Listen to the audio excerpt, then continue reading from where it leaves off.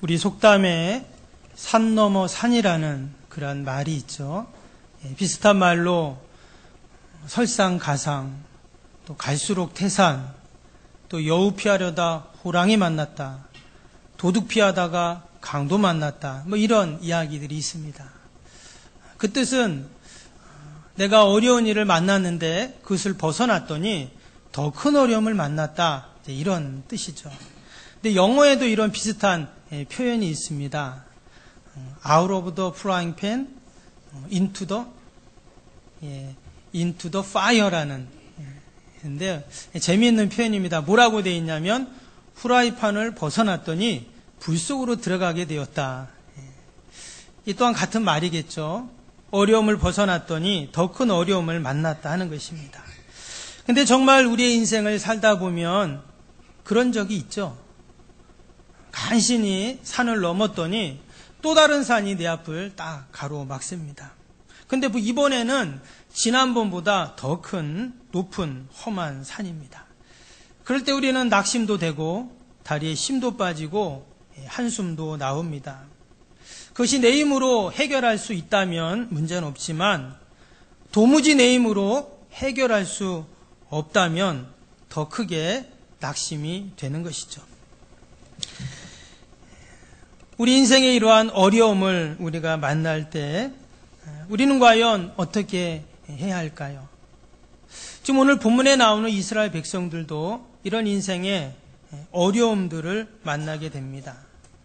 그들이 이집트에 있을 때 그 애굽에서 나오기만 하면 이제 모든 것이 이제 다 됐다, 이제 끝났다, 그들이 이렇게 생각했는데 그것이 아니었죠. 그들의 앞을 가로막는 것이 홍해였습니다. 더욱이 뒤에는 애굽의 군대가 그들을 죽이려고 쫓아오고 있습니다. 그때 하나님께서는 기적 같은 은혜를 베풀어 주셨죠. 그래서 그 홍해를 가르시고 그래서 그 바다를 건너게 하실 뿐만 아니라 뒤에 오는 모든 애굽의 군대도 다 물에 수장시키는 그러한 은혜를 베풀어 주셨습니다. 아마 그때 이스라엘 백성들은 그렇게 생각했을 거예요. 야, 이젠 다 됐다. 이젠 다 끝났구나. 그런데 그게 아니었어요. 또다시 그들 앞에는 광야가 그들 앞을 가로막았습니다. 광야라는 것은 마실 물도 없고 먹을 것도 없고 정말 사람이 살 수 없는 곳이죠. 낮에는 찌는 듯한 더위, 밤에는 살을 에이는 듯한 추위가 그들을 맞이했습니다. 근데 그때도 하나님께서는 은혜를 베풀어 주시죠. 반석에서 물이 나오게 하시고 그 목마름이라는 산을 넘게 하십니다. 만나와 보내주셔서 배고픔이라는 산을 넘게 하십니다. 낮에는 구름기둥, 밤에는 불기둥으로 그런 모든 더위와 추위를 막아주시고 무려 지난 40년 그 광야 척박한 모진 땅을 그들이 잘 지나오게 하셔서 이제 그들이 가나안을 눈앞에 두고 있습니다. 이때도 이스라엘 백성들은 생각했을 거예요. 야, 이제는 다 끝났구나. 이제는 됐다. 이렇게 생각했겠죠. 근데 이번에는 모세가 죽게 됩니다. 지금까지 이스라엘 백성들을 여기까지 이끌어왔던 마치 보이는 하나님과 같았던 이제 모세가 죽게 되는 것이죠. 이스라엘 백성들은 너무도 충격이었습니다. 산 중에 산이라는 말이 바로 이런 말이죠. 그런데 또 하나님께서는요, 그 어려움 가운데서도 낙심 가운데서도 이스라엘 백성들에게 말씀을 주시고 은혜를 주십니다. 그래서 모세의 후계자였던 여호수아를 딱 세우셔서 백성들의 마음을 다 모으게 하시고 그리고 여리고를 정탐하게 하시고 또한 여리고 사람들이 이스라엘 백성들을 생각하면서 간담이 녹았다는 이야기를 듣게 됩니다. 그들이 얻은 정보 중에 가장 큰 정보는 뭐냐면 지금 여리고 백성들이 이스라엘 백성들처럼 백성들 때문에 간담이 녹았다는 거예요. 두려워하고 있다는 것입니다. 이스라엘 백성들은 변변한 무기도 없습니다. 군대도 없습니다. 특별한 전략도 없습니다. 그런데도 적들이 그들을 두려워하고 있어요. 왜일까요? 만군의 여호와 하나님께서, 전쟁에 능하신 하나님께서 이스라엘 백성들과 함께 하시기에, 택한 백성들과 함께 하시기에 하나님께서 이러한 은혜를 주시는 줄로 믿습니다. 이제 이스라엘 백성들은 지체할 이유가 없어요. 당장이라도 이제 여리고성으로 쳐들어가면 됩니다. 그래서 3장에 보면 이제 여리고성으로 진격하는 이스라엘 백성들의 모습이 나오게 되죠. 그런데 앞에 보면 또다시 이스라엘 백성들이 머뭇거리는 내용이 나오게 됩니다. 오늘 읽질 않았는데요. 앞에 1절, 2절을 한번 보시면 1절, 2절 말씀을 띄워주시면요. 또 여호수아가 아침에 일찍 일어나서 그와 모든 이스라엘 자손들과 더불어 시딤에서 떠나 요단에 이르러 건너가기 전에 거기서 유숙하니라. 사흘 후에 관리들이 진중에 두루 다니며 했습니다. 정탐꾼의 보고를 받고 이제 여호수아가 다음날 아침 일찍 일어났습니다. 그리고는 시딤에 있던 모든 이스라엘 백성들을 어디로 데려가냐면 요단강 앞으로 데려갑니다. 그런데 거기 가서 뭐라고 했냐면 사흘을 머물게 되죠.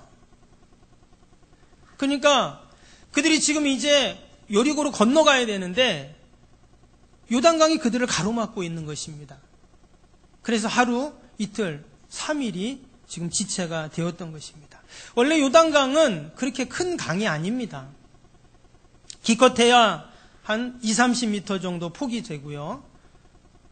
깊이도 1m 아니면 2m 정도밖에 안 되는 그런 낮은 강입니다. 그것도 낮은 데를 타주면 이제 걸어서도 건널 수 있는 이제 그러한 강이에요. 그런데 지금 이스라엘 백성들을 가로막고 있는 강은 그렇지 않았습니다. 밑에 15절에 보면 당시 곡식 거두는 시기였다 이런 말씀이 나옵니다. 그래서 그때가 되면 요단강에 물이 언덕까지 차오르는 그러한 상태가 됩니다. 원래 곡식을 거둘 때가 이스라엘 백성들은 우리하고 달라서 3, 4월에 곡식을 거두게 됩니다. 근데 3, 4월이 되면 봄이잖아요. 그러면 저 위쪽 지방, 지금은 시리아인데요. 거기에 헬몬산이 있습니다. 그 헬몬산에 지난 겨울 이제 눈이 쌓이게 되죠. 근데 봄이 되면 그 눈들이 녹게 됩니다. 그러면서 그 물이 흘러내려와서 갈릴리 호수에 딱 물이 차고 그 물이 넘치게 되면 이제 요단강으로 흘러내리게 되는 것이죠. 이제 그때가 되면 수위가 높아집니다. 강폭도 넓어지고요. 평소보다 몇 배는 더 깊어지게 되는 것이죠. 그리고 물살도 빨라지기 때문에 결코 만만히 건널 수 없는 그런 강이 됩니다. 섣불리 건넜다가 급류에 휩쓸려서 죽을 수도 있는 그런 상황입니다. 이스라엘 백성들 앞에 있는 요단강은 그들에게 큰 장애물이 되는 거예요. 그래서 그들이 사흘을 그 앞에서 머물게 됩니다.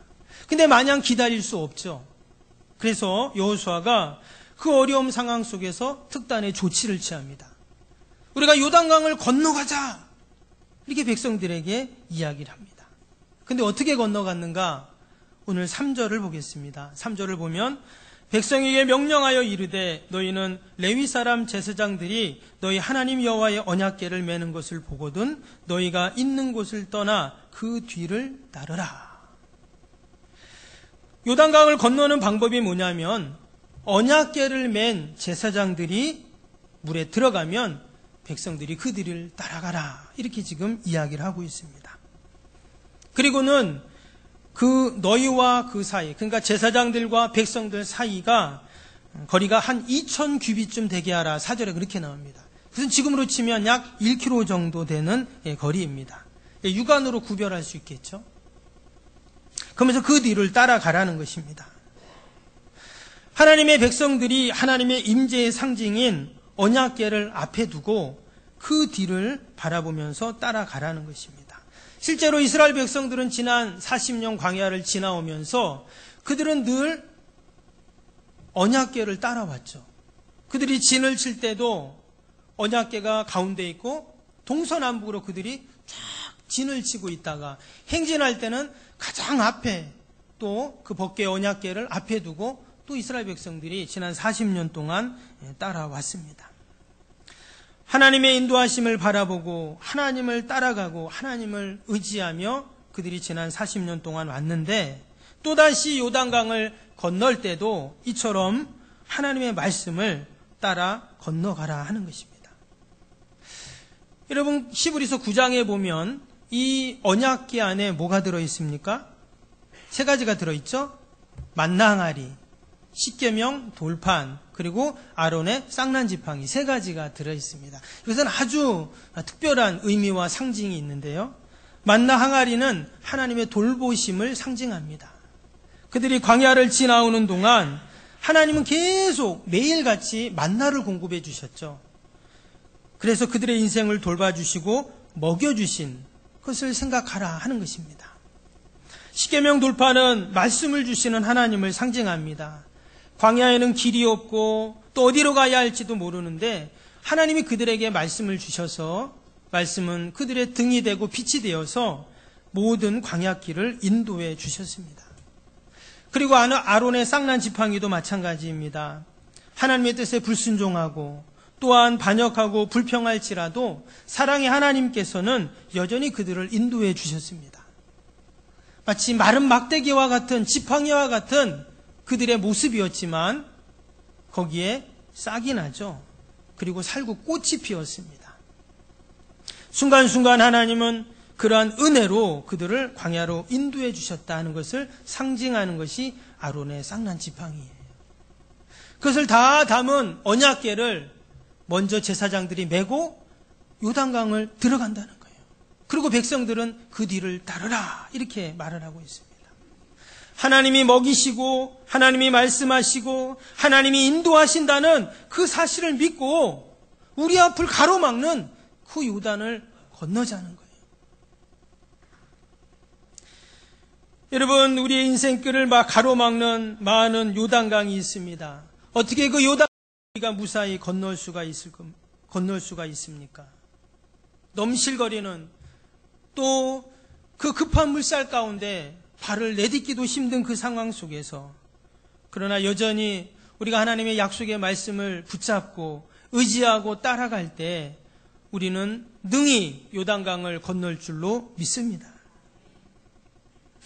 요즘 청년들은 그 교회에서 MT를 가거나 수련회를 가면 저 강에 리프팅을 하는 것을 봅니다. 제가 이전에 있을 때도 청년들이 수련회를 가는데 강에 리프팅을 하러 간다는 거예요. 여러분, TV에 보면 막 계곡에서 물이 막 이렇게 급류가 흘러내려면 거기에 이제 사람들이 구명조끼를 입고 그 고무포트를 타고 막 노를 젓고 막 이렇게 내려오는 막 스릴도 있고 재미도 있어 보이지만 사실 얼마나 위험합니까? 그래서 저는 안 된다 이렇게 말을 해요. 그런데도 청년들은 막 가겠다는 거예요. 위험하지 않다는 거예요. 그래서 제가 한 번은 수련회 잘하고 있나 한번 걱정도 되고 해서 이제 가봤는데 제가 생각한 거하고는 완전 좀 다르더라고요. 진짜 강에서 막 그렇게 물살이 막 내려오는 게 아니라 그냥 강에서 청년들이 막 노젓느라고 막 힘들어가지고 마치 물놀이 하는 이제 그런 수준이더라고요. 근데 여러분, 지금 이 이스라엘 백성들이 건너는 물놀이 수준이 아닙니다. 그냥 물이 언덕까지 가득 차가지고 그냥 그 물살이 내려오는 가운데 그 강을 그냥 맨발로 건너가야 하는 그러한 상황입니다. 자칫 잘못했다가는 그냥 다 휩쓸려서 죽는 것이죠. 누구나 그 요단강을 바라보면 두려워하고 염려할 수밖에 없죠. 그런데 지금 하나님은 여호수아를 통해서 백성들에게 그 강을 건너라 이렇게 말씀하는 거예요. 결코 인간의 생각과 눈에 보이는 강을 바라보면 건너갈 수 없지만 그러나 언약궤를 바라보고 하나님의 말씀을 따라가면 여러분 능히 지날 줄로 믿습니다.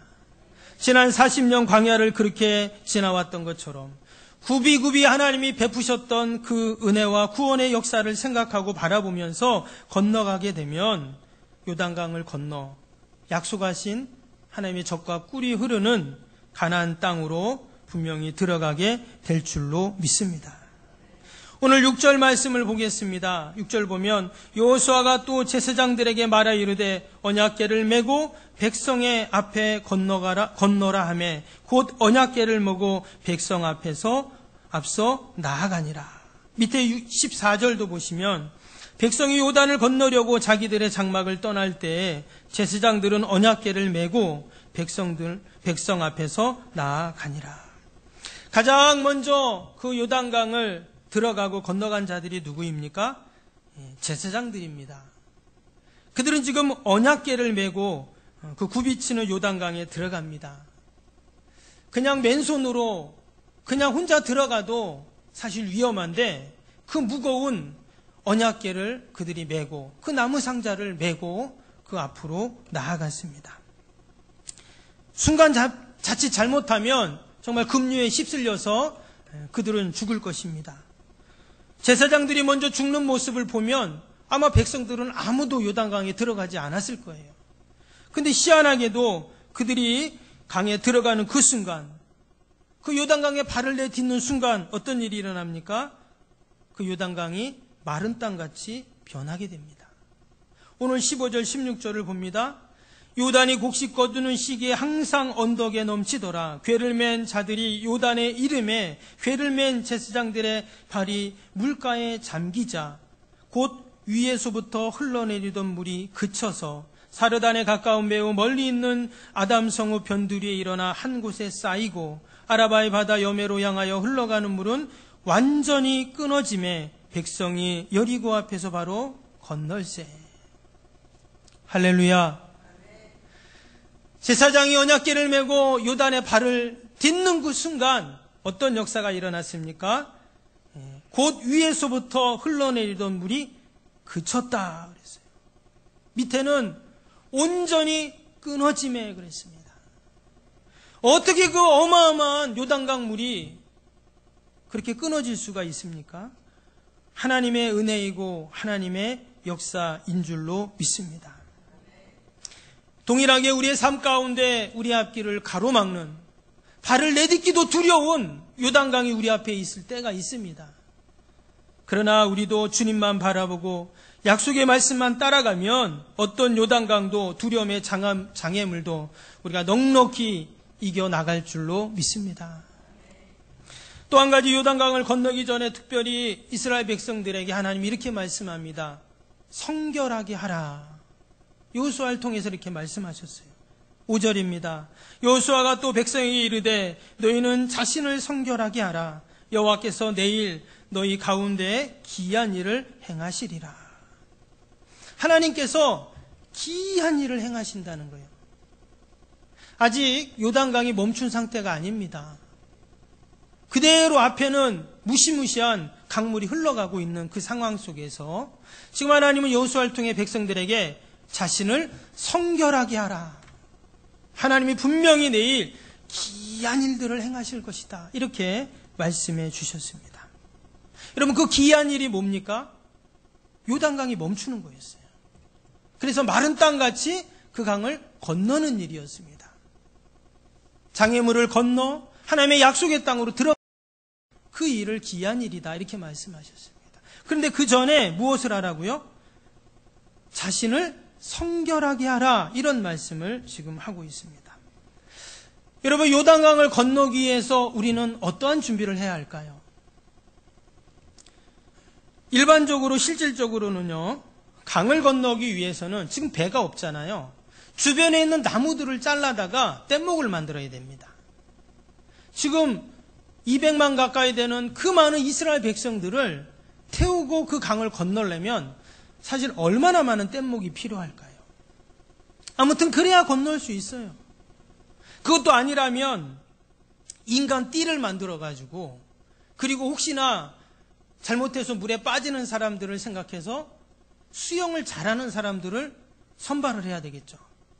그래서 각 지파별로 수영 잘하는 사람들을 많이 선발을 해서 강에 이렇게 지나갈 때 빠지는 사람들을 해갖고 건너가게 하자.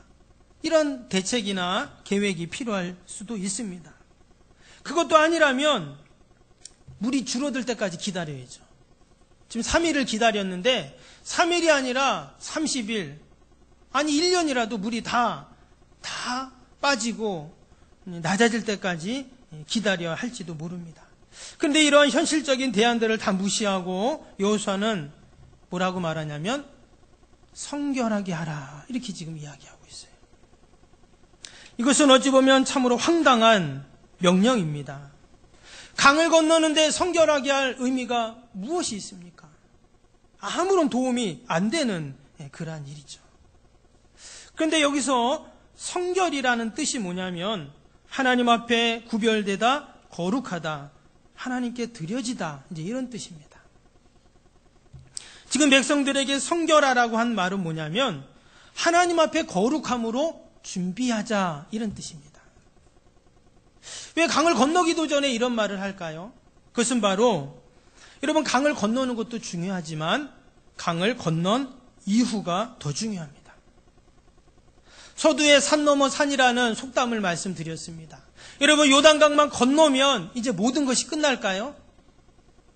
그렇지 않습니다. 또 다른 요단강이 그들의 앞을 가로막기 때문이에요. 지금 이스라엘 백성들은 수도 없이 그러한 장애물들을 만나고 여기까지 왔습니다. 애굽만 나오면 끝날 것 같았지만 광야가 그들을 기다리고 있었습니다. 또 광야만 지나면 끝날 것 같았지만 요단강이 그들을 가로막습니다.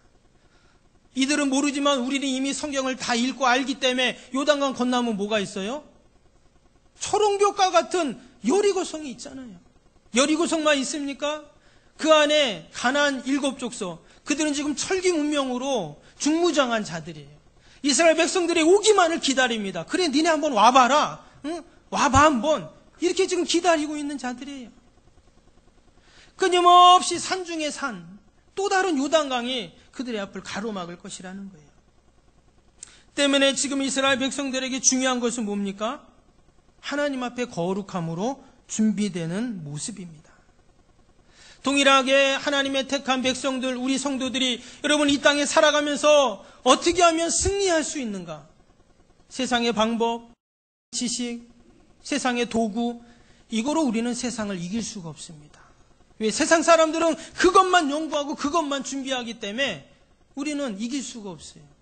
그러나 세상이 모르는 우리가 거룩으로 준비되고 하나님 앞에 나아가면 우리는 날마다 승리하게 될 줄로 믿습니다. 마치 다윗이 골리앗을 이겼듯이 이스라엘 백성들이 그 초롱벽 여리고성을 무너뜨린 방법은 오직 거룩입니다. 그래서 지금 하나님은 우리에게 거룩하게 하라, 성결하게 하라 말씀하고 계십니다. 요단강은 눈에 보이는 배로 건너는 것이 아니라 거룩이라는 배를 타고 건너야 한다는 것입니다. 이러한 결단 앞에 하나님이 뭐라고 말씀하십니까? 이어지는 7절입니다. 여호와께서 여호수아에게 이르시되 내가 오늘부터 시작하여 너를 온 이스라엘의 목전에서 크게 하여 내가 모세와 함께 있었던 것과 함께 있는 것을 그들이 알게 하리라. 하나님이 모세와 함께 하셨습니다. 그 증거가 반석에서 물이 나오고 모세를 통해서 수많은 그 광야의 이방 족속들과의 전쟁에서 승리하게 하시고 또 하나님이 약까지 무사히 오게 하신 것 다 하나님이 함께 하셨기 때문이죠. 그런데 그 은혜와 복을 여호수아에게도 주신다는 거예요. 여러분, 하나님이 저와 여러분과 늘 함께 하시는 줄로 믿습니다. 그것이 가장 큰 힘이고 가장 큰 은혜이고 복인 줄을 믿으시기 바랍니다. 다른 게 다 있어도 하나님이 없으면 어때요? 아무 소용 없습니다. 지금 잠깐은 좋은 것 같지만 조금 지나면 그것은 다 껍데기일 뿐입니다. 그러나 주님이 늘 우리와 함께 하신다면 다른 게 조금 없어도 부족해도 연약해도 결국은 우리는 늘 승리하게 될 줄로 믿습니다. 지금 이스라엘 백성들에게 성결하라 말씀하십니다. 거룩하라 말씀하십니다. 이어지는 9절 10절에 보니까 여호수아가 이스라엘 자손에게 이르되 이와 같이 너희 하나님 여호와의 말씀을 들으라 하고 또 말하되 살아계신 하나님이 너희 가운데 계시사 가나안 족속과 헷 족속과 히위 족속과 브리스 족속과 기르가스 족속과 아무리 족속과 여부수 족속을 너희 앞에서 반드시 쫓아내실 줄을 이것으로써 너희가 알리라. 여기 나오는 가나안 7족속들은 진짜 무시무시한 족속들입니다. 이외에도 많이 있지만 그들은 어마어마한 지금 왕국을 만들고 지금 가나안에 그들이 이미 살고 있던 자들이었어요. 어떻게 그들과의 전쟁에서 다 승리하고 하나님의 약속의 땅을 이스라엘 백성들이 차지할 수 있습니까? 그것은 오직 하나님의 말씀으로 그들이 거룩하여지고 그 믿음의 법칙을 의지하며 나아갈 때 여러분 그러한 은혜와 복이 있는 줄로 믿습니다. 그리고 그 시작이 언약궤를 맨 제사장들이 요단강을 나아가고 그 뒤를 백성들이 따라가는 것이었습니다. 오늘 16절 말씀 보겠습니다. 곧 위에서부터 흘러내리던 물이 그쳐서 사르단에 가까이 매우 멀리 있는 아담 성읍 변두리에 일어나 한 곳에 쌓이고 아라바의 바다 여매로 향하여 흘러가는 물이 온전히 끊어짐에 백성이 여리고 앞으로 바로 건널세. 여기 보면 물이 아담 성읍 변두리에서 일어나 한 곳에 쌓였다 이런 말이 나왔습니다. 주경학자들이 연구를 해보니까요, 이 아담 성읍이라는 것은 지금 이스라엘 백성들이 건너려고 하는 그 요단강으로부터 위로 한 26km 정도 떨어진 그러한 성읍입니다. 그런데 실제로 이 지역이 어떤 지역이냐면 지반이 약한 지역이라는 거예요. 그래서 한 번씩 그렇게 요단강이 넘치고 물이 계속 흐르면 그 지반이 약하기 때문에 그 옆에 있던 흙들이 무너지는 거예요. 말 그대로 산사태가 나는 겁니다. 그래서 순식간에 강이 막혀버리는 거예요. 그러면 위에서 강이 막혀버리면 밑에는 어떻게 될까요? 말 그대로 마른 땅이 돼버리는 거죠. 근데 3,500년 전 일이니까 정말 그랬는지 안 그랬는지 학자들이 추정하는 것입니다. 근데 중요한 것은 뭡니까? 중요한 것은 지금 이스라엘 백성들, 제사장들이 하나님의 언약궤를 메고 그 요단강에 들어갔다는 거예요. 그 위에서 물이 멈출지, 산사태가 나서 물이 막힐지 모릅니다. 믿음으로 말씀을 붙잡고 말씀을 따라서 강에 들어간 거예요. 요단강을 피해서 그 강이 물이 멈출 때까지 계속 기다린 것이 아니라 믿음으로 나아갔을 때 이런 놀라운 기적과 하나님의 역사가 있었는 줄로 믿습니다. 이게 바로 거룩입니다. 믿음으로 내가 나아가는 게 거룩이에요. 근데 그들이 어떻게 거룩할 수 있었냐면, 성결할 수 있었냐면 9절 말씀을 다시 한번 보면요, 이리 와서 너희 하나님 여호와의 말씀을 들으라. 말씀을 들으라. 그들이 요단강을 들어갈 수 있었던 가장 중요한 이유는 뭐냐면 하나님의 말씀을 들었다는 거예요. 내가 말씀을 듣고 그 말씀에 순종하여 나아갔더니 그들이 성결하게 되고 또 요단강이 멈추고 강을 건너고 이런 놀라운 구원의 역사와 은혜를 경험했는 줄로 믿습니다. 이제 그들에게는 요단강을 바라보며 근심, 걱정, 염려, 두려움이 다 사라졌습니다. 더 이상 그들에게는 두려움이 없어요. 도리어 하나님의 기적 같은 은혜들을 생각하며 하나님을 찬양하고 감사하고 있죠. 여러분, 우리의 인생의 강을 우리가 어떻게 건너야 할까요? 신념으로만은 건널 수가 없습니다. 우리의 신념만으로는 산을 넘을 수가 없어요. 여러분, 신념과 신앙의 차이가 있다고 말합니다. 신념의 근거는 나의 의지죠. 그리고 나의 결단입니다. 그러나 우리의 신앙의 근거와 대상은 다릅니다. 바로 하나님이시죠. 신념은 그 산을 한계를 넘을 수가 없지만, 그 넘실거리는 요단강에 들어갈 수 없지만, 우리의 신앙과 믿음은 하나님의 은혜와 도움으로 요단강을 건너고 어떤 험년 줄령의 산이 우리 앞을 가로막더라도 우리는 능히 넘어가게 될 줄로 믿습니다. 한 주간도 우리가 해야 할 일은 말씀을 붙잡고 의지하면서 말씀을 따라가는 것입니다.